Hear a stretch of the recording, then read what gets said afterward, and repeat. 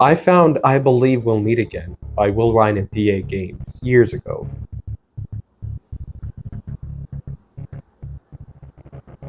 I didn't know what it would become for me. I just knew I needed to be around it, to study it, to understand it. It's one of those rare works where it feels like it already existed, way before it was ever written. A kind of quiet truth, one I wasn't ready for, and one I could not walk away from. This project came to be from a time of grief, and somewhere along the way, it became the very thing that kept me going. In trying to understand this piece, I ended up understanding myself a little more. So I broke the song down. Not just the music, not just the lyrics, but the shape of the emotion itself. Every section, every instrument, and every silence. What follows is a journey across 6 chapters. Well, 6 movements, really. Each one peeling back another layer of sound, memory, and emotion. Somewhere in the middle of working in all this, I wrote a sentence that stuck with me.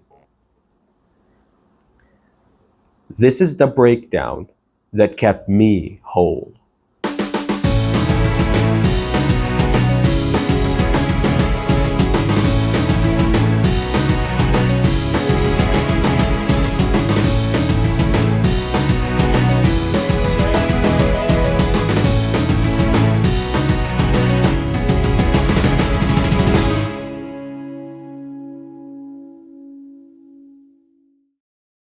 I Believe We'll Meet Again follows a deceptively simple structure, yet its stylistic arrangement keeps the listener engaged throughout. The song moves through an intro, first verse, first chorus, second verse, second chorus, instrumental break, and finally an outro. A straightforward progression, but one that unfolds with a deep sense of purpose and contrast. Like many songs, the intro is kept minimal. Only 3 instruments are present, creating a delicate foundation. These same 3 instruments continue as Will's vocals enter, forming the first part of the first verse. The transition into the second part of the first verse is marked by 2 key elements: a filtered percussion layer and the introduction of harmony vocals. These subtle changes signal movement without breaking the song's gentle flow. As soon as the verse concludes with the lyric, "I believe the heart lives inside," Will immediately propels us into the first chorus, where the song undergoes a dramatic shift. A brand new chord progression emerges, the vocal melodies change, and the full acoustic foundation is finally revealed, completely shedding the electronic textures heard earlier. In an intriguing twist, right before the first chorus ends, Will briefly reverts to the calmer tone of the first verse. This moment of restraint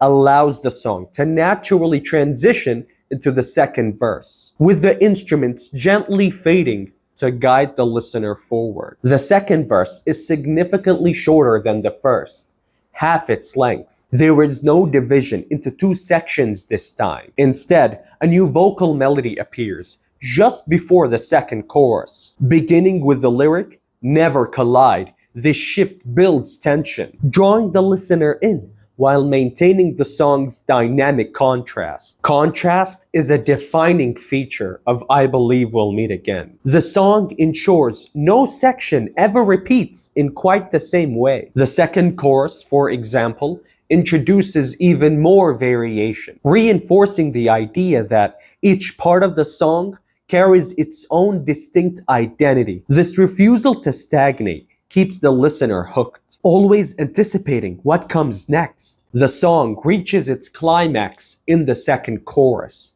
At this moment, a new chord progression is introduced. Will's vocals are at their most powerful, soaring with emotion, and the orchestration swells to full force, with layers of instrumentation working in unison. At the highest frequencies, a sweeping string section sings out. Beneath it, the piano, strumming guitars, and deep bass form a rich harmonic bed. A driving rock groove on the drums propels everything forward, complete with fills between each bar to enhance the rhythmic intensity. This climactic section ends with Will singing the song's title, closing the emotional piece. From here, the song shifts gears into its only instrumental break, a brief but powerful moment. Up until now, Will's vocals have been the song's emotional core, but this instrumental passage allows the listener to fully absorb the depth of the music itself. It's a fleeting glimpse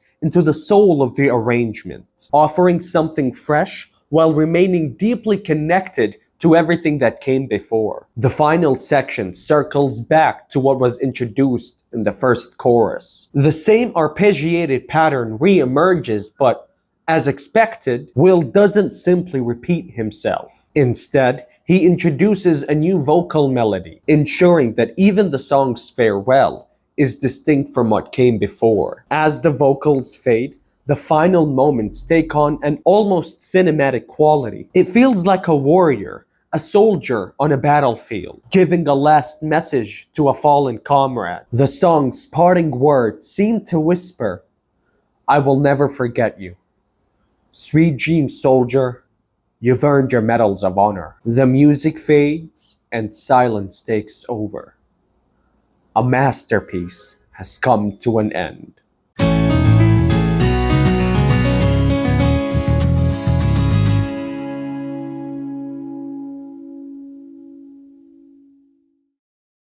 I Believe We'll Meet Again audibly displays an uncommon yet captivating collection of musical instruments, each contributing to the emotional depth of the composition. Even though most of the instruments are acoustic, there are a few instances where an electronic synthesizer can be heard. The primary instrumentation consists of a piano, a string section featuring both long and staccato melodies, and an acoustic guitar and a bass guitar, both of which appear exclusively in the second chorus. The staccato string melodies are particularly noteworthy, as they emerge briefly during the build-up of the second chorus. Additionally, a low string instrument played slowly complements the aforementioned synthesizer, adding a deeper layer to the harmonic foundation. To maintain the song's rhythm, drums, filtered and manipulated in various ways, are present throughout the composition. There is also a subtle sonic element that is difficult to detect in isolation. It exemplifies the idea that if you don't know what you're listening for, you won't quite find it, as it blends seamlessly with the surrounding instrumentation during its rare appearances. This element is more of a sound effect than a traditional instrument covering the high frequencies. It closely resembles the sustained shimmer of cymbals used to create ambiance or atmosphere. A similar sound can be heard in Onorophobia, a track from the Destiny 2 Lightfall expansion soundtrack, at the 4-minute and 25-second mark.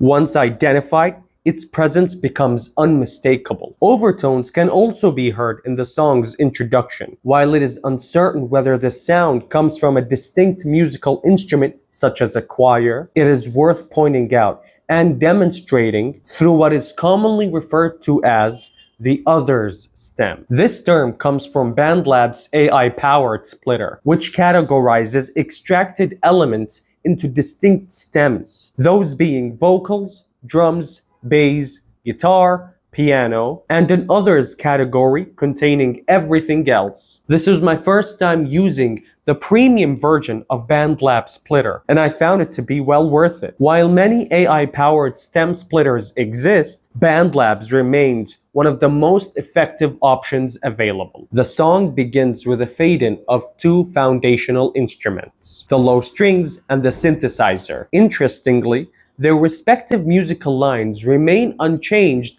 until the next chord shift. Shortly after, the piano emerges with its first melody, taking center stage. This melody introduces us to the song's motifs and subtly interacts with background elements that will reappear later in the composition.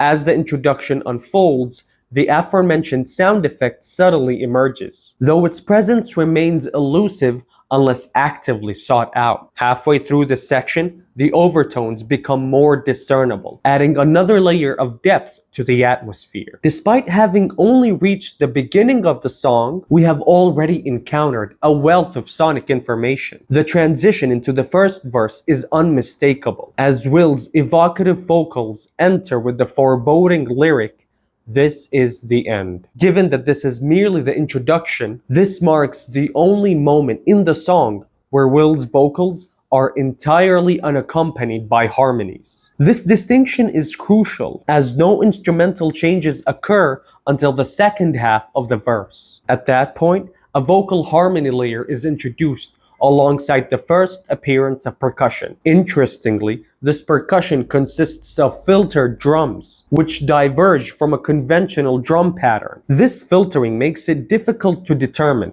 the exact components in both the full mix and the isolated split. Given the song's age and the nature of the processing, much of the sonic detail is lost. However, based on what is discernible, this loop likely consists of a kick, a snare, and an open hi-hat that closes as the first beat of the loop progresses. The first verse concludes as the drums fade out and the introductory chord progression resolves. I believe the heart lived inside. The transition into the first chorus marks a striking transformation. Will's vocals grow more powerful and emotionally charged. The piano intensifies, delivering a rapid arpeggiated melody, and a sustained string section enters, further reinforcing a completely different chord progression that marks the chorus's emotional peak. The percussion takes on a more stripped down and expressive form, centered around side stick hits, closed hi-hats, and a constant right cymbal pattern. The ride maintains the momentum, the hats inject a crisp pulse, and the side stick provides structure with a controlled rhythmic presence. This groove feels intentional, emotionally restrained, and deeply human. A particularly significant artistic choice emerges here. This specific percussion pattern appears once and only once throughout the entire song. While the same piano arpeggiation and chord progression resurface later, this exact drum arrangement is never repeated. The first chorus ends and we are drawn back to how the song began. This time around, we are immediately starting with the filtered percussion, and Will wastes no time, commencing the second verse with the lyric, "You were everywhere the wind blew." Just when it seems you're about to revisit familiar ground, the song subverts expectations with deliberate artistry. It resists repetition, not out of defiance, but with purpose. Earlier, we heard the piano introduce fragments that seemed incomplete, melodic seeds planted in the intro. Here, those motifs start to bloom, fulfilling promises quietly made. The piano, first heard in the introduction, is brought back, though only in the first part. The second verse is notably shorter than the first, roughly half its length. Midway through, a new vocal melody emerges, mirroring the earlier motif, but with its own distinct phrasing. These two changes in the instrumental and compositional aspects of the song are more than enough to provide the listener with fresh emotions and feelings. Something that I believe We'll Meet Again excels at doing. Silence alive, ever alive, like a page in the Bible of love. The second verse concludes, and immediately we are thrown into a completely new section. Suddenly, and out of nowhere, staccato strings emerge, playing an arpeggio that has never struck our ears before. Rivaling and harmonizing beautifully with these short strings is Will's two-layer vocal harmony, which sings such an interesting phrase. More on that in a bit. Slowly but surely, drum sounds begin to surface. The rhythm narrows down to just kicks and snares, locked together in a slow, pulsing march. They strike in unison on alternating beats, their spacing deliberate, like footsteps echoing in an empty corridor. As the section nears its end, the kick vanishes, and the snare quickens, doubling its pace and intensifying with each hit, driving the tension toward its breaking point. Will's melodic phrasing is unique in this section, in that it neither flows up nor down the scale. One layer, the lower one, follows the 2-chord progression and ascends, while the other layer descends from the third of the key, moving down a half step. At a moment's notice, you come to realize that the song is building up toward a climax that will transport you to a completely new world. But before we dive into the final act, let's take a moment to marvel at the second chorus, a section that fires on all cylinders. This isn't a repeat, this is a revelation. Every musical element we've heard so far comes together here. The emotional weight of the lyrics, the crescendo of the instrumentation, and the unspoken tension all finally break through.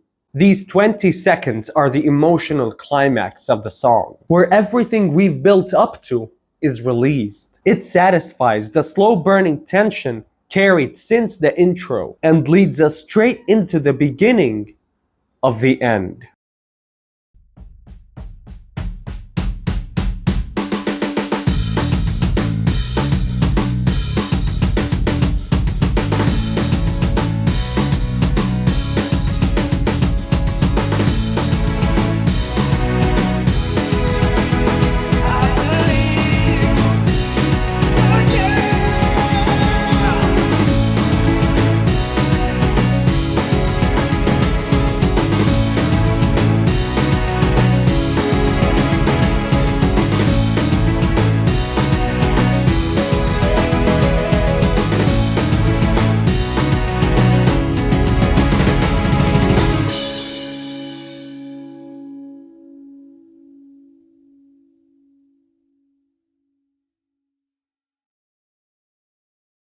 Let's tackle the second chorus layer by layer. As you have just heard, there are 5 acoustic instruments playing at full force here that also beautifully challenge Will's strong and emotional vocal performance. Starting with the guitars, because obviously it's my main instrument, and it's the only time we hear them in this song, they're strumming the chords of the song in a rhythm that closely follows the drums. That makes perfect sense, since they're there for no other reason than to provide further rhythm and to bolster the harmonic structure.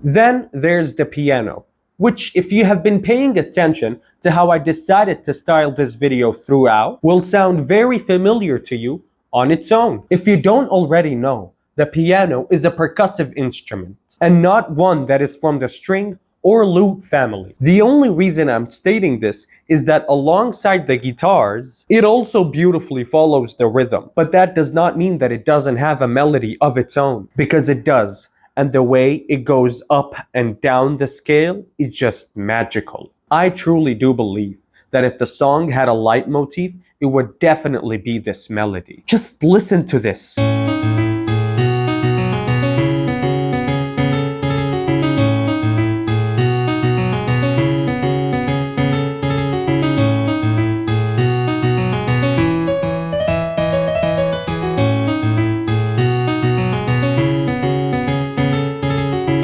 It may be worth pointing out that this was the toughest melody to crack.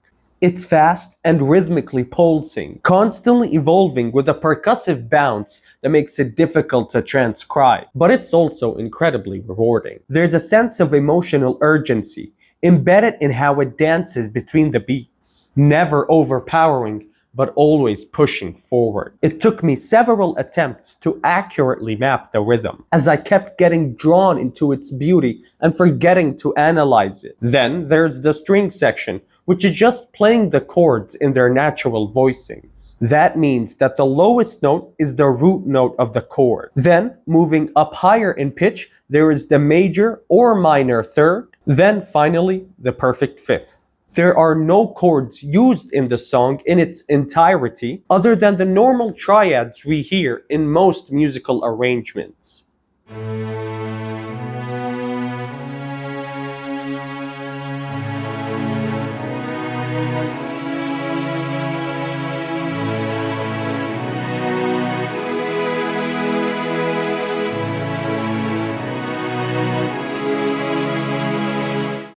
I've left the two instruments that I know of the least to talk about last. That is not to claim that in any way, shape, or form they aren't just as important to the composition as the other instruments are. It's just that I wish I knew more to be able to talk about them more. Nevertheless, no matter what I have to say now about the drums and bass, that just flawlessly and masterfully tied the second chorus all together, I would still be understating their role in this part of the song. This is just about the only time we hear the drums and bass be in full force. The raw groove heard in the second chorus is not filtered and has actual kicks, snares, hats, rides, and crashes. These are not electronic substitutes, but real acoustic drum kit elements laid out in a carefully arranged performance. The groove is straightforward, with the kick anchoring the downbeats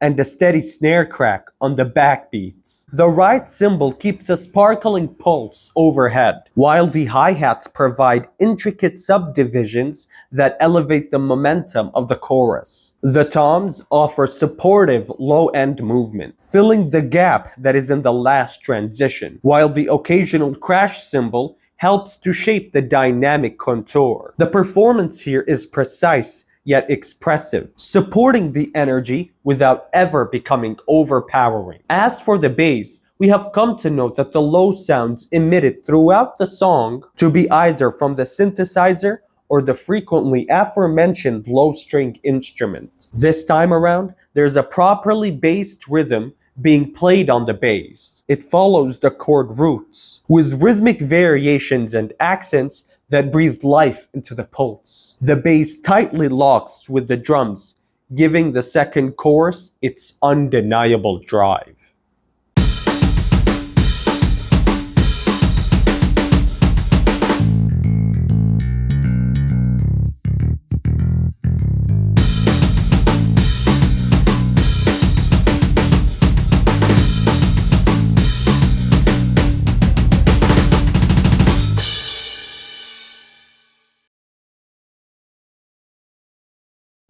One cannot speak about how this song ends instrumentally and compositionally without first changing fits. Just when you think the song has reached its most emotionally intense moment, it gracefully pulls back, not by lessening its impact, but by channeling it through familiarity. The final chorus does not introduce any new instrument, melody, or rhythmic component. Instead, it revisits the emotional core of the first chorus, but in a starker form. The only sounds we hear are the gentle piano chords we've heard since the beginning, and Will's two-layered harmony carrying the weight of everything we've experienced. There's a purity to this moment, a final breath. These harmonies do not attempt to steal the spotlight, but rather reinforce the emotional weight of the lyrics, as though every instrumental and vocal element that accompanied Will through the journey is now standing beside him one final time. The final chorus does not reach for a grand crescendo. Instead, it turns inward, giving space for stillness and reflection. The full arrangement that once roared with emotion now disappears entirely. There's no percussion, no strings, just voice and piano, cradling the moment with haunting intimacy. And once the final lyric is sung, those familiar elements from the introduction quietly return. The synth, the low strings, and that ambient texture from the very beginning. Only now they arrive changed, deepened by everything we've been through. They don't just close the loop, they fulfill it. The ending is not explosive.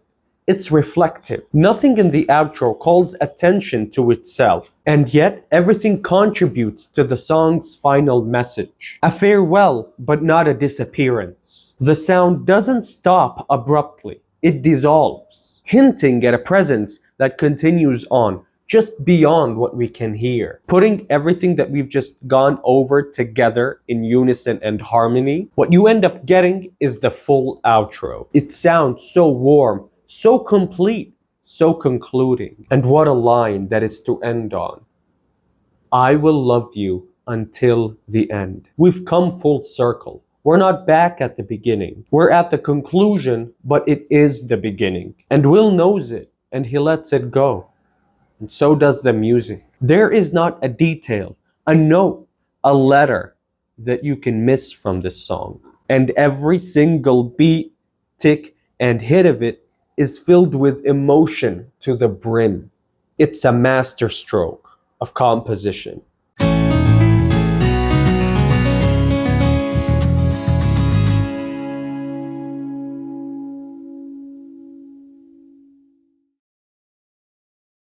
The vocal arrangement for I Believe We'll Meet Again, yet again, is deceptively simple. Yet that very simplicity becomes one of the song's greatest emotional weapons. There are two vocal primary styles that divide the performance: a soft, calm delivery in the verses and outro, and a more powerful, chest-resonant delivery in the choruses and climactic lines. What makes this arrangement so compelling is not a flashy display of technique or range, but the deliberate restraint. The verses are sung in a hushed, almost conversational tone, as though the speaker is whispering their final thoughts aloud to no one, or perhaps to someone no longer there. Then, in contrast, the chorus opens up like a cry from the soul. It doesn't just shift in volume, but in conviction. There's a distinct emotional acceleration where the artist leans into the grief, acceptance, and hope that drive the song. One of the most elegant decisions lies in the harmonic structure. Harmonies first enter in the second part of the first verse and remain as dual layers throughout the rest of the piece. They never become cluttered or overwhelming, always limited to two voices, always meaningful. What stands out most is that each harmony phrase has its own melodic identity. There is no copy-pasting of a formula here. Every harmony line is unique, often weaving in counter motion or resting gently on sustained notes to support the lead. It suggests meticulous thought behind every layer. Also notable is how the harmonies evolve dynamically. In earlier verses, they appear briefly, sometimes even fading in and out with the lead. But in the choruses, they grow fuller and more grounded. Yet even at the song's most emotional peaks, the harmonies never sacrifice the intimacy that defines the lead. The vocal mix uses minimal effects, only a soft reverb to place the voice in a spacious but distant room. This subtle production choice enhances the sense of personal farewell and weightless transcendence. It never distracts. It only deepens the immersion. This is a vocal arrangement that does not call attention to itself. Instead, it becomes a vehicle for honesty, and that's what gives it staying power.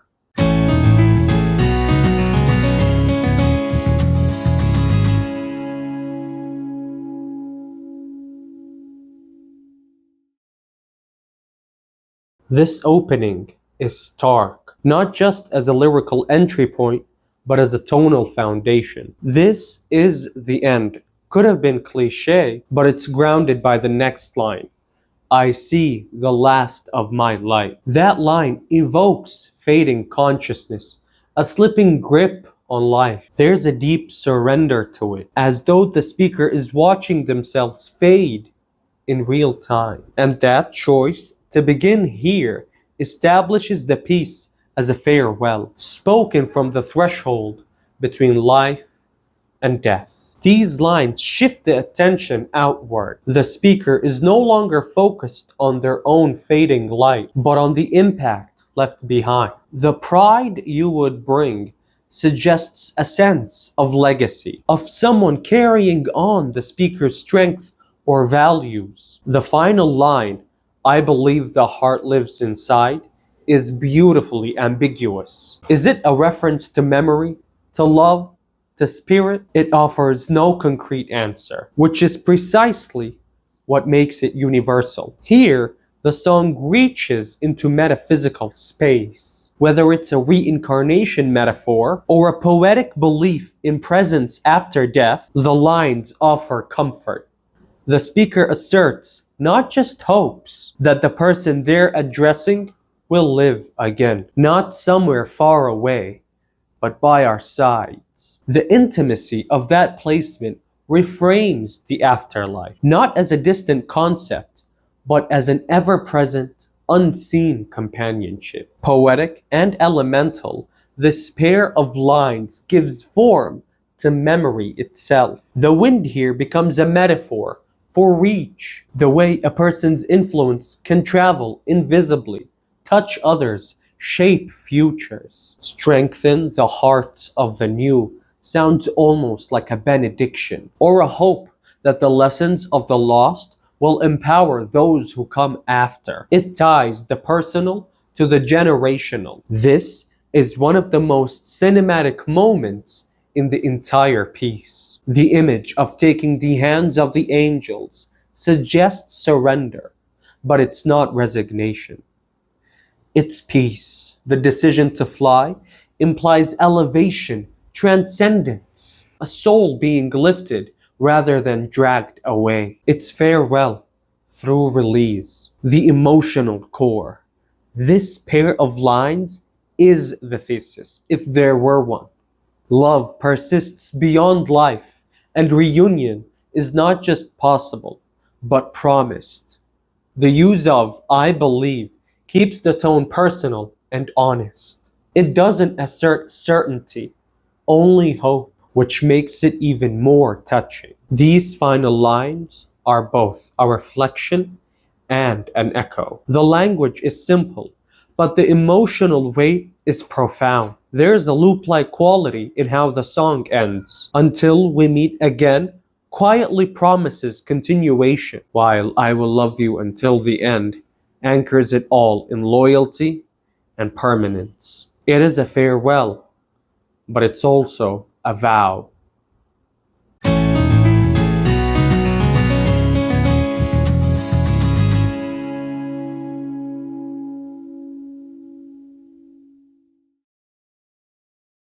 The emotional arc of "I Believe We'll Meet Again" is among its most striking qualities. At the heart of it lies a quiet, devastating grief, but also the strength to face it, honor it, and ultimately let go. These emotions unfold in a deeply human way, gradually evolving from sorrow to remembrance to acceptance and finally to closure. From the very first lyric, we are pulled into an atmosphere of grief. The song opens in a minor key, with the very first chord anchoring us in that melancholy. You don't need a background in music theory to feel it. Something about that sound speaks instinctively to sadness. The first verse delivers that grief with honesty and stillness, as if the speaker is standing at the edge of a great loss, no longer resisting it. The vocal performance here is soft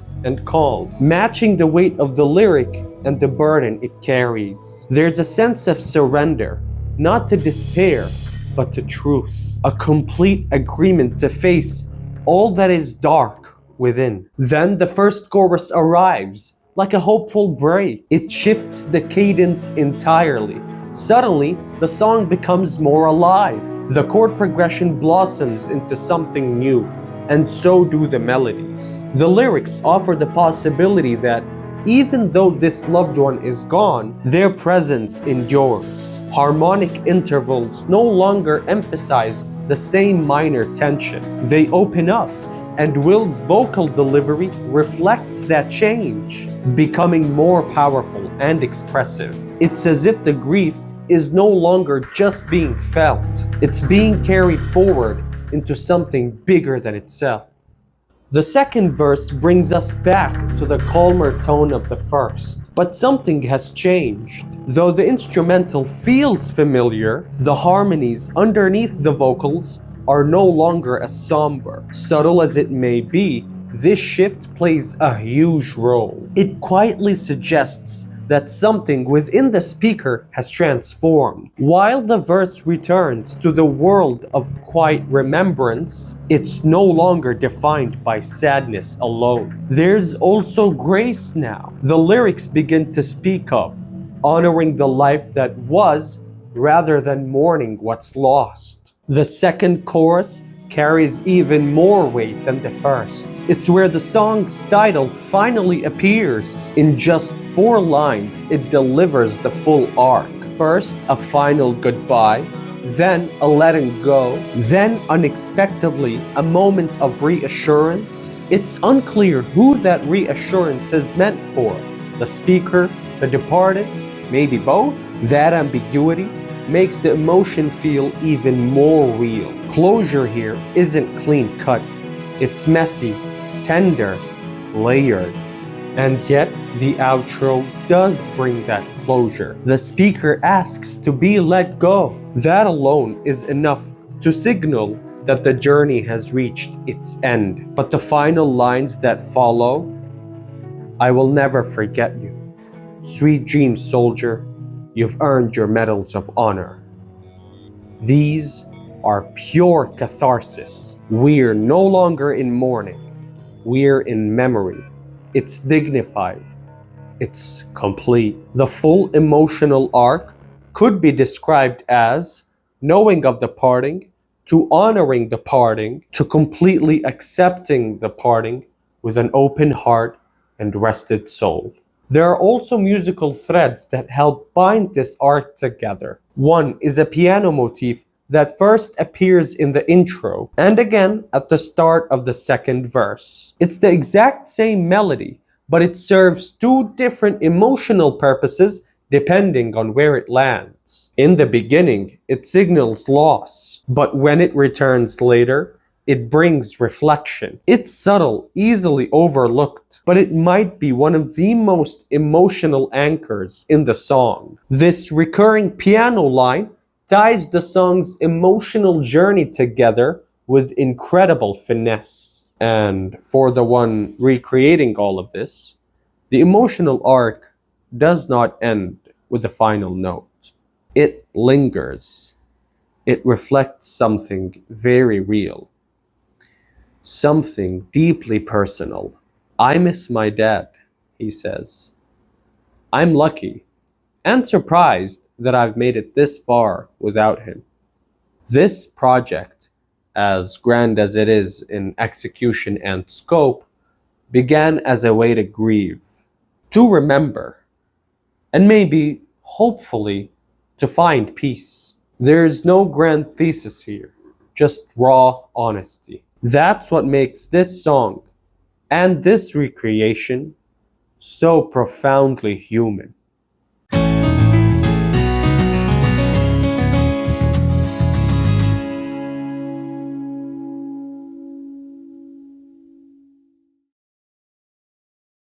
At the heart of this entire project lies a need, one that I never knew I had until I started walking this path. Artistically, diving this deep allowed me to finally extract the core emotions I had carried since the very first time I heard this song. I had listened to it over and over, trying to decipher what it meant, what it was made of, how it worked.